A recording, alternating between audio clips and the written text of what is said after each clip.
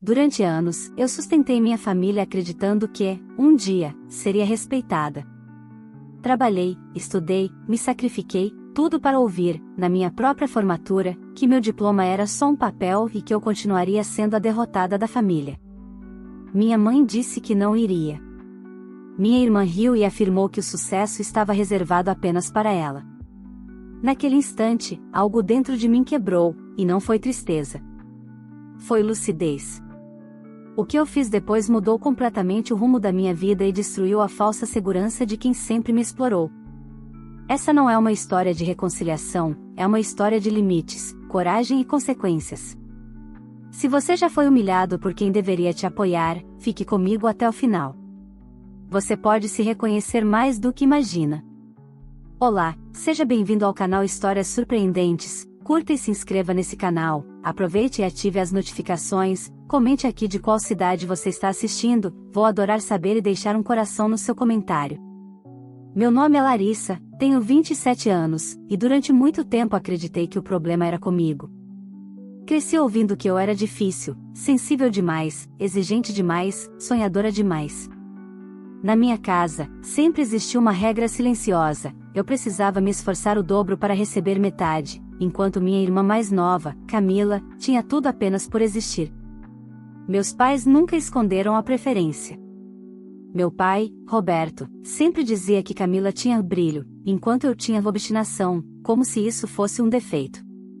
Minha mãe, Helena, repetia que eu precisava entender meu lugar e não criar expectativas. Nem todo mundo nasceu para vencer, ela dizia, olhando diretamente para mim. Desde cedo aprendi a não pedir nada. Trabalhei durante o ensino médio, paguei cursinho sozinha, estudei à noite depois de jornadas exaustivas. Camila, por outro lado, ganhou carro aos 18, viagens, roupas caras, e a certeza absoluta de que o mundo lhe devia sucesso. Ela nunca precisou provar nada, e nunca foi cobrada por isso. Entrei na faculdade pública de administração depois de 3 tentativas.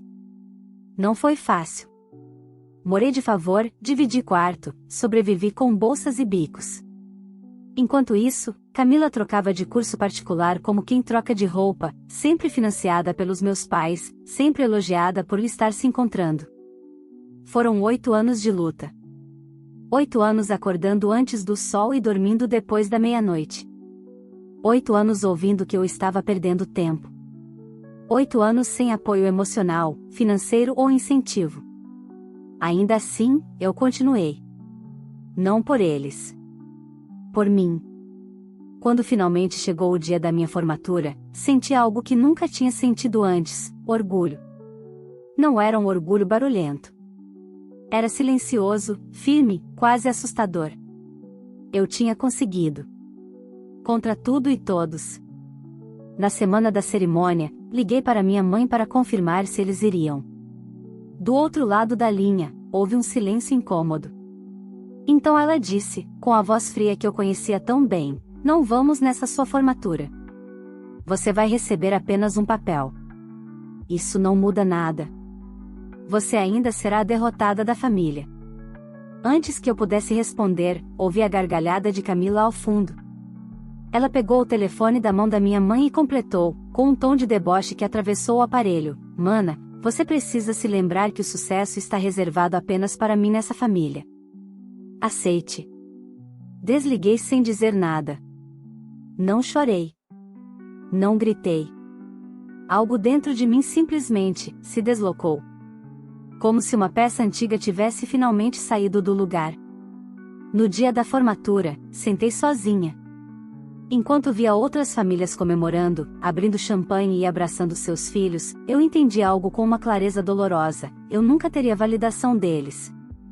E continuar esperando por isso estava me destruindo. Segurei meu diploma com força. Não como quem segura um troféu, mas como quem segura uma chave. Naquele momento, tomei uma decisão que mudaria tudo. Ainda não sabia como, nem quando, mas sabia uma coisa com absoluta certeza: ninguém mais pisaria em mim sem pagar o preço. E, dessa vez, não seria simbólico. Seria real. Nos dias que se seguiram à minha formatura, algo mudou dentro de mim. Não foi raiva explosiva nem tristeza dramática. Foi silêncio. Um silêncio lúcido, frio, quase cirúrgico. Pela primeira vez, eu parei de tentar entender porque nunca fui suficiente para eles. Passei a observar. E foi observando que percebi o quanto minha presença sustentava aquela casa, mesmo sem morar mais nela. Eu já trabalhava havia 3 anos como analista administrativo em uma empresa de médio porte em São Paulo. Meu salário não era astronômico, mas era estável. E, sem que isso fosse oficialmente combinado, eu era quem cobria os imprevistos da família. Um boleto atrasado aqui, um cartão estourado ali, um empréstimo rápido que nunca voltava. Depois da ligação da formatura, minha mãe ficou 3 dias sem me mandar mensagem. No 4º dia, apareceu um bom dia seguido de uma foto da geladeira vazia. Nenhum pedido explícito. Nunca havia. Mas a mensagem era clara. Não respondi. No fim da semana, meu pai me ligou. Atendi por reflexo. Larissa, sua mãe disse que você anda distante, e ele começou, com um tom ensaiado. A gente ficou preocupado. Preocupado. Aquela palavra me deu vontade de rir. Estou ocupada, respondi, seca. Ocupada demais para a família agora? Ele rebateu. Você sabe que as coisas não estão fáceis. Eu sabia. Sempre soube. O que eles nunca souberam era o quanto eu estava cansada. Pai, vocês disseram que minha formatura não significava nada. Então imagino que minha vida também não faça tanta diferença assim, falei, mantendo a voz firme. Houve um silêncio do outro lado. Em seguida, o tom mudou. Não seja dramática.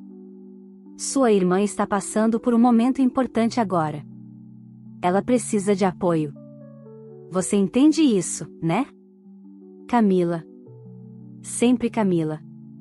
Descobri naquela mesma semana, por terceiros, que minha irmã havia decidido se dedicar integralmente a um novo projeto pessoal. Um curso online caro, pago pelos meus pais, claro. O problema é que esse dinheiro não era exatamente deles. No domingo seguinte, fui até a casa onde cresci pela última vez antes de tomar uma decisão definitiva. Não avisei. Queria ver com meus próprios olhos. Camila estava estirada no sofá, celular na mão, reclamando que a internet estava lenta. Minha mãe corria da cozinha para a sala. Meu pai assistia TV, alheio a tudo. A cena era a mesma de sempre. O detalhe novo? Um envelope aberto sobre a mesa com meu nome escrito. O que é isso? Perguntei, apontando. Minha mãe se apressou. Ah, filha, é só uma listinha de despesas desse mês. Nada demais. Peguei o papel aluguel, cartão, curso da Camila, parcelamento de viagem. Tudo somava mais do que eu ganhava. Vocês estão contando comigo para isso? Perguntei, encarando os 3. Camila riu. Relaxa, mana. Você é a responsável da família. Sempre foi. Olhei para minha mãe. Ela não me defendeu. Olhei para meu pai. Ele desviou o olhar. Foi ali que entendi, não era falta de amor. Era conveniência. Dobrei o papel com calma, coloquei dentro da bolsa e respirei fundo. Esse mês ainda vai ser pago, eu disse, caminhando até a porta. Mas será o último. Como assim? Meu pai se levantou. Virei-me devagar. Vocês me ensinaram que papel não tem valor. Diploma, esforço, tudo isso era só papel, lembra? Então, dinheiro também é. O rosto da Camila perdeu o sorriso. Você está brincando. Não. Estou acordando. Saí antes que dissessem qualquer coisa. No caminho para casa, minhas mãos tremiam, mas minha mente estava estranhamente calma. Eles ainda não sabiam. Mas o preço começaria a ser cobrado muito em breve. Na segunda-feira seguinte, acordei com o celular vibrando sem parar. Mensagens, chamadas perdidas, áudios longos. Não precisei ouvir nenhum para saber do que se tratava. O mês tinha virado.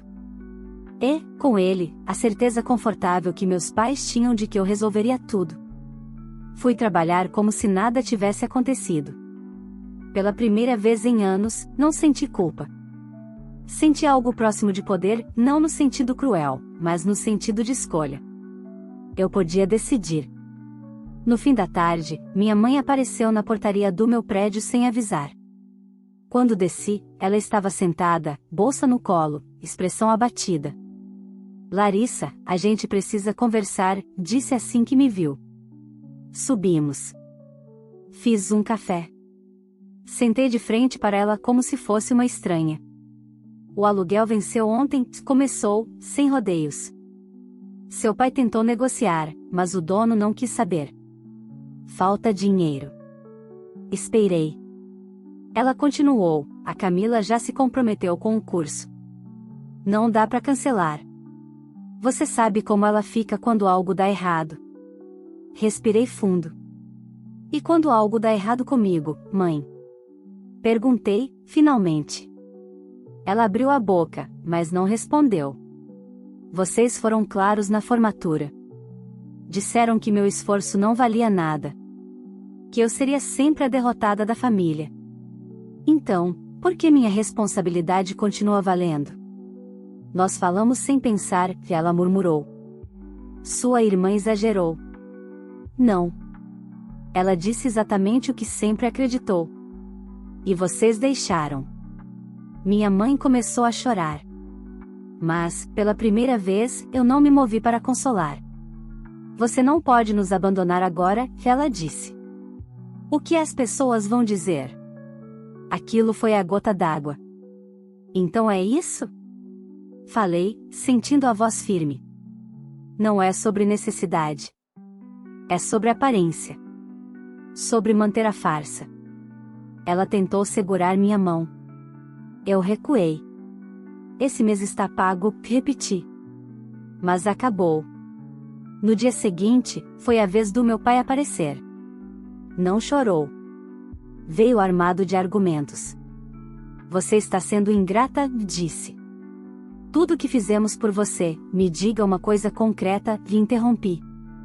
Uma coisa que vocês fizeram por mim que não fizeram muito melhor pela Camila. Ele ficou em silêncio. Você sempre foi forte, tentou outro caminho. Aguenta mais. E por isso eu apanho mais. Retruquei. Ele se levantou irritado. Você está destruindo essa família. Olhei para ele com calma. Não. Estou apenas deixando de sustentá-la sozinha. Naquela semana, Camila finalmente me ligou. A voz doce era falsa demais. Mana, vamos conversar como adultas, disse. Não precisa levar tudo pro extremo. Extremo foi vocês me diminuírem por anos, respondi. Você sabe que eu não quis dizer aquilo, ela rebateu. Mas já que você gosta tanto de ser independente, prova. Vê quanto tempo você aguenta sozinha. Sorri. Eu já aguento sozinha há anos, Camila. A diferença é que agora vocês vão ter que tentar também. Desliguei. Na sexta-feira, recebi uma notificação do banco. Meu pai havia tentado movimentar uma conta antiga que ainda estava vinculada ao meu nome. Uma conta que eu havia aberto anos atrás para ajudar a família. Foi aí que percebi, eles não estavam apenas contando comigo. Estavam tentando me controlar. Naquela noite, sentei diante do computador e comecei a organizar tudo. Extratos, comprovantes, transferências. Anos de dinheiro indo numa única direção. A minha. Enquanto isso, meu celular vibrava novamente. Mensagem da minha mãe: se você não ajudar, vamos perder a casa. Olhei para a tela por alguns segundos antes de responder. Talvez seja a hora de cada um arcar com as próprias escolhas. Enviei. E desliguei o telefone. Eles ainda achavam que isso era um blefe. Mas eu estava prestes a fazer algo que mudaria definitivamente o jogo. Na semana seguinte, algo que eu não esperava aconteceu: o telefone parou de tocar. Nenhuma mensagem da minha mãe. Nenhuma ligação do meu pai. Nenhum áudio dramático da Camila. O silêncio não era paz, era estratégia. Eu conhecia aquele padrão. Quando a pressão direta não funcionava, eles mudavam de abordagem. E não demorou para eu descobrir qual era. Na quarta-feira, uma colega de trabalho se aproximou de mim no horário do almoço, visivelmente constrangida. Larissa, posso te perguntar uma coisa meio delicada? Meu estômago apertou. Claro. Sua mãe veio aqui ontem. Disse que você anda passando por um surto, que está emocionalmente instável. Que talvez você esteja precisando de ajuda. Por alguns segundos, não consegui falar. Depois, veio a lucidez. Ela disse mais alguma coisa? Disse que você está sendo influenciada por pessoas erradas. Que sempre foi uma menina boa, mas que se perdeu depois da faculdade. Sorri, sem humor, agradeci à minha colega e voltei para minha mesa com as mãos frias. Então era isso. Quando não conseguiam me dobrar financeiramente, tentariam destruir minha imagem. Naquela noite, recebi a confirmação. Um e-mail do RH solicitando uma conversa preventiva, mencionando uma preocupação familiar. Sentei no sofá do meu apartamento e ia sozinha. Não de alegria, de espanto. Eles realmente acreditavam que ainda tinham poder sobre mim. No dia seguinte, fui ao RH munida de tudo. Relatórios de desempenho, avaliações positivas, promoções recentes. Saí da sala com a certeza de que aquela tentativa havia falhado. Mas também com algo novo dentro de mim, a compreensão de que a próxima jogada deles seria pior. E foi. No sábado à tarde, recebi uma mensagem de um número desconhecido. Sou o advogado da sua família. Precisamos conversar sobre sua responsabilidade financeira. Meu coração acelerou, mas minha mente estava calma. Pedi o nome completo. Pesquisei. Não era advogado nenhum. Era um amigo do meu pai, contador aposentado, conhecido por assustar pessoas com blefes jurídicos. Aquilo foi o limite. Passei o fim de semana revisitando tudo que havia ignorado por anos. As comparações. As humilhações. O dinheiro enviado. As decisões tomadas por mim sem nunca me consultarem. E, principalmente, o papel que eu mesma aceitei desempenhar, a da filha que sustenta e se cala. Na segunda-feira, tirei meio período no trabalho e fui até o banco. Encerrar contas conjuntas. Revogar autorizações. Atualizar senhas. Cada assinatura era como cortar um fio invisível que ainda me prendia a eles. Quando saí de lá, vi várias chamadas perdidas da minha mãe. Atendi uma. O que você fez? Ela perguntou, desesperada. O cartão não passou. O banco bloqueou tudo. Eu organizei minha vida, respondi. Algo que vocês nunca fizeram. Você está nos punindo. Ela chorou. Não. Estou me protegendo. A Camila está passando mal. Isso tudo está afetando ela. Fechei os olhos. Quando eu passei anos ouvindo que era a derrotada da família, isso afetou alguém? Silêncio. Vocês sempre disseram que eu precisava ser forte, continuei. Agora eu sou. Só que do meu jeito. Desliguei. Naquela noite, recebi uma mensagem inesperada. Não era do meu pai. Nem da minha mãe. Era de uma prima distante, alguém com quem eu quase não falava. Larissa, achei que você deveria saber, seus pais estão dizendo para todo mundo que você os abandonou depois de se formar. Que subiu na vida e virou as costas. Fiquei olhando para a tela por um longo tempo. Depois respondi apenas, obrigada por me avisar. E então comecei a escrever. Não um desabafo público impulsivo. Mas um relato organizado. Datas. Valores. Frases ditas. Situações presenciadas. Tudo aquilo que eles juravam que eu esqueceria, que eu suportaria calada para sempre. Eu ainda não sabia exatamente o que faria com aquilo. Mas sabia que a narrativa deles não seria a única a existir. Pela primeira vez, não era apenas sobre dinheiro. era sobre verdade. E a verdade, quando finalmente aparece, costuma cobrar juros altos. Eu não publiquei nada de imediato. Durante dias, deixei aquele documento crescer. Acrescentei comprovantes, mensagens antigas, transferências bancárias, datas exatas. Não era vingança impulsiva, era precisão. Se eu fosse falar, seria impossível me chamar de exagerada. Enquanto isso, minha família acelerava a própria queda. Na semana seguinte, fui surpreendida por um telefonema da administradora do prédio onde meus pais moravam. Eu conhecia a síndica de vista, afinal, por anos, fui eu quem resolvia atrasos e emergências. Larissa, estou ligando porque seu nome ainda consta como contato financeiro, disse ela, constrangida. Seu pai pediu prazo novamente. Não sou mais responsável por nada ali, respondi com calma. Peço que retirem meu nome. Houve uma pausa.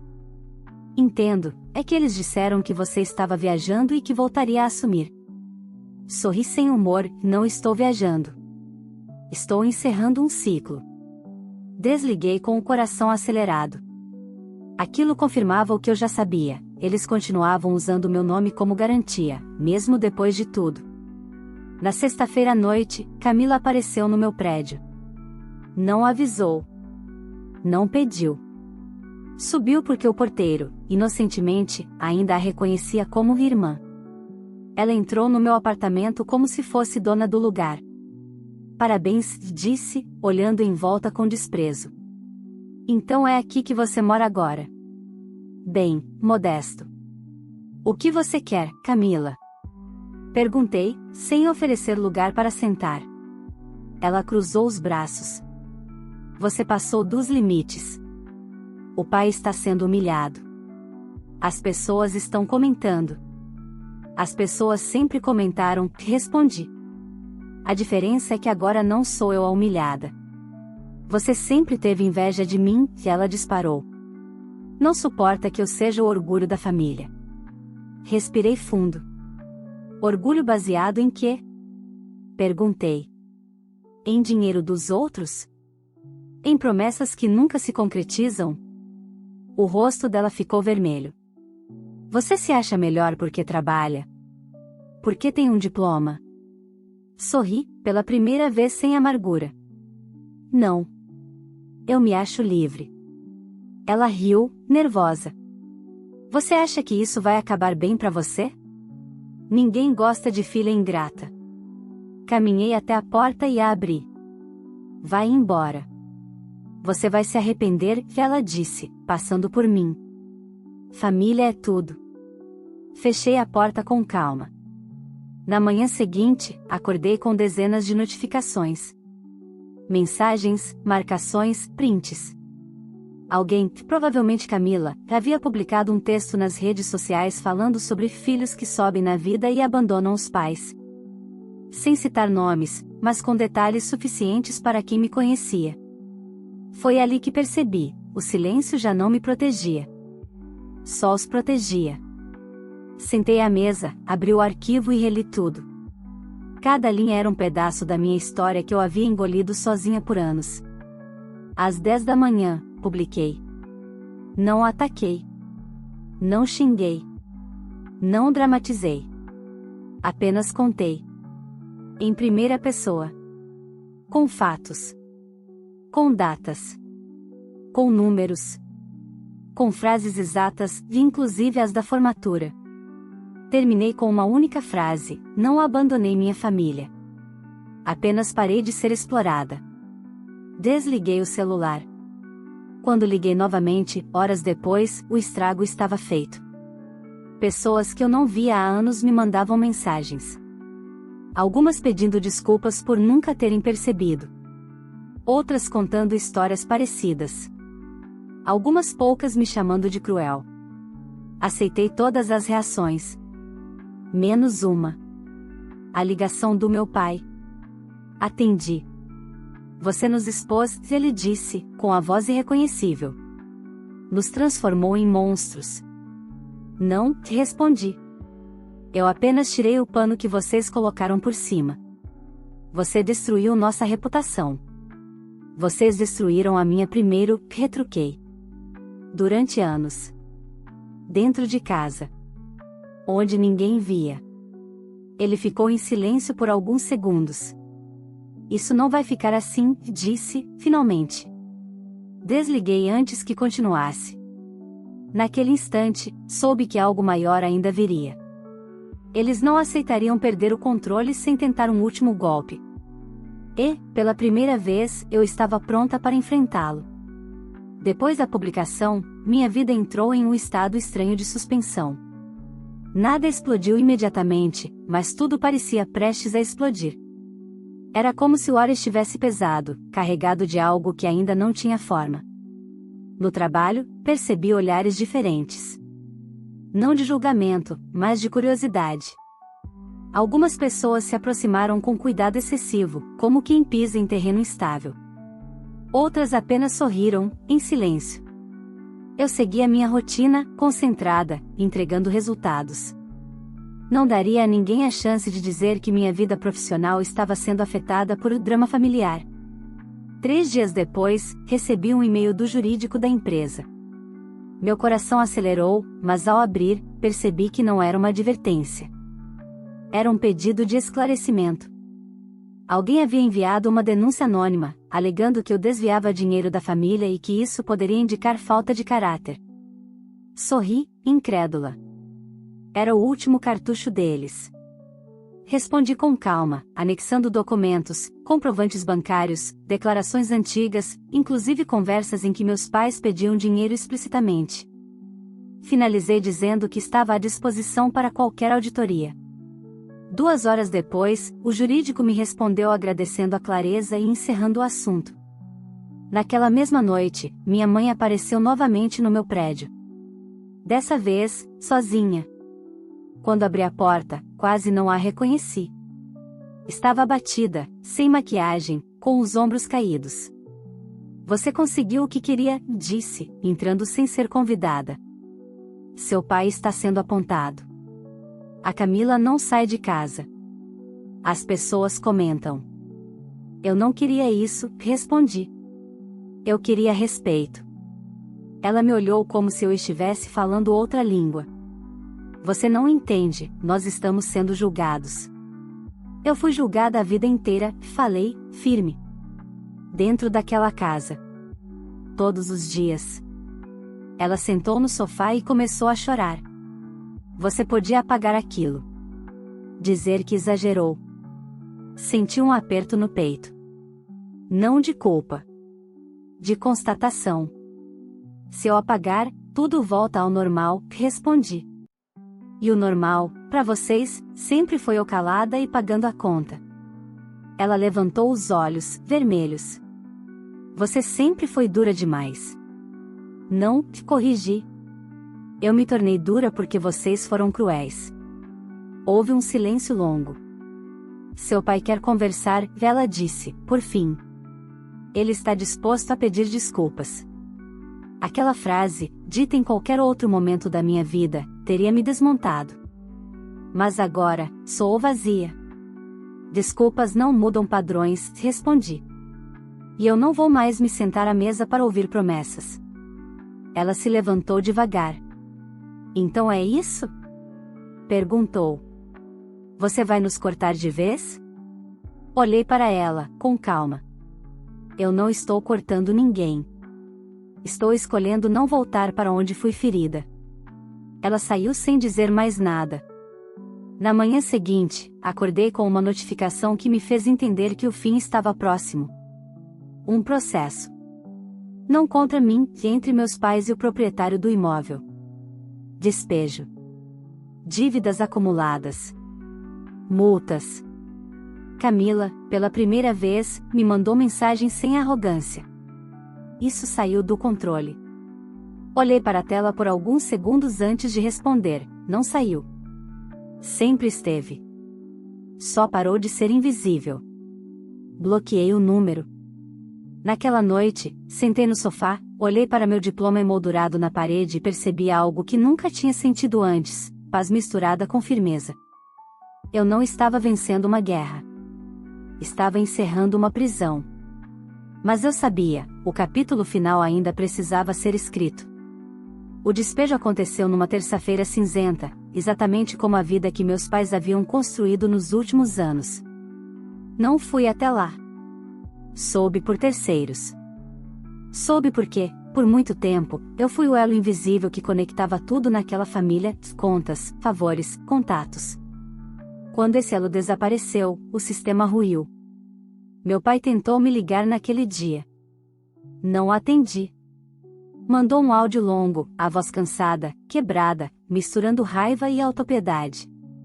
Falava de injustiça, de ingratidão, de como eu deveria lembrar de onde vim.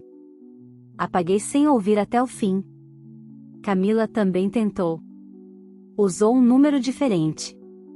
Disse que estava perdida, que nunca imaginou que as coisas chegariam àquele ponto. Não respondeu quando perguntei, com uma única frase, se em algum momento ela havia pensado em mim enquanto ria na minha formatura. Silêncio. E naquele silêncio, eu entendi tudo o que precisava. Nas semanas seguintes, minha vida começou a se organizar de um jeito quase desconcertante. Sem o peso financeiro, consegui finalmente respirar. Quitei pendências minhas que sempre ficavam para depois. Voltei a dormir sem acordar com o coração disparado. Voltei a fazer planos que não envolviam salvar ninguém além de mim. No trabalho, recebi uma promoção que estava sendo discutida havia meses. Meu gestor foi direto: "Você sempre entregou muito mais do que parecia possível. Agora faz sentido entender o porquê."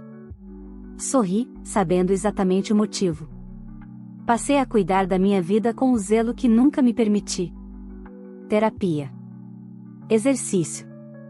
Silêncio. Pela primeira vez, o silêncio não doía. Ele curava. Minha mãe tentou uma última aproximação. Um e-mail curto, sem acusações, dizendo que sentia minha falta. Li mais de uma vez antes de responder. Demorei 3 dias. E quando respondi, fui honesta: "Eu sinto pela dor que vocês estão vivendo. Mas não posso voltar a ter contato. Preciso me proteger." Ela não respondeu. E, estranhamente, isso também foi um alívio. Meses depois, soube que meu pai continuava trabalhando em empregos temporários, sempre reclamando, sempre se sentindo injustiçado.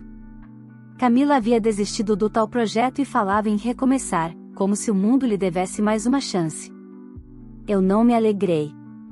Mas também não me senti culpada. Aprendi que consequências não são vingança. São apenas o resultado natural de escolhas repetidas ao longo do tempo. Meu diploma continua na parede da sala. Não como um troféu, mas como um lembrete. De tudo o que enfrentei. De tudo o que sobrevivi. De tudo o que não aceito mais. Hoje, quando alguém me pergunta sobre minha família, respondo com tranquilidade. Digo que tenho uma história complicada, mas uma consciência limpa. Não explico demais. Não justifico. Não me defendo. Porque não preciso mais. Entendi, finalmente, que ser filha não me obriga a ser saco de pancadas. Que sangue não é sinônimo de lealdade. Que amor não exige humilhação como pagamento. Eles me chamaram de derrotada. Mas foram eles que perderam o controle, o conforto e a ilusão. Eu perdi apenas o que me machucava. E, no lugar, ganhei algo que nunca tive dentro daquela casa: paz, dignidade e liberdade. Esse foi o fim da história deles na minha vida. E o começo real da minha. Se essa história tocou você de alguma forma, curta este vídeo para que ele chegue a mais pessoas que também precisam ouvir essa mensagem. Inscreva-se no canal se você acredita que ninguém merece ser humilhado dentro da própria família e ative o sininho para não perder as próximas histórias. Agora eu quero muito saber de você: se estivesse no lugar dessa filha, você faria o mesmo? Você teria coragem de cortar o apoio, impor limites e escolher a própria paz, mesmo sendo julgada? Escreve aqui nos comentários o que você pensa, sua opinião é muito importante para mim. E aproveita para me contar também de qual cidade você está assistindo, que eu faço questão de passar por lá e deixar um coração no seu comentário. Se essa história te fez refletir, Compartilhe com alguém que precisa ouvir que se valorizar não é egoísmo, é sobrevivência. Obrigada por estar aqui e por fazer parte dessa comunidade que escolhe respeito, dignidade e amor próprio.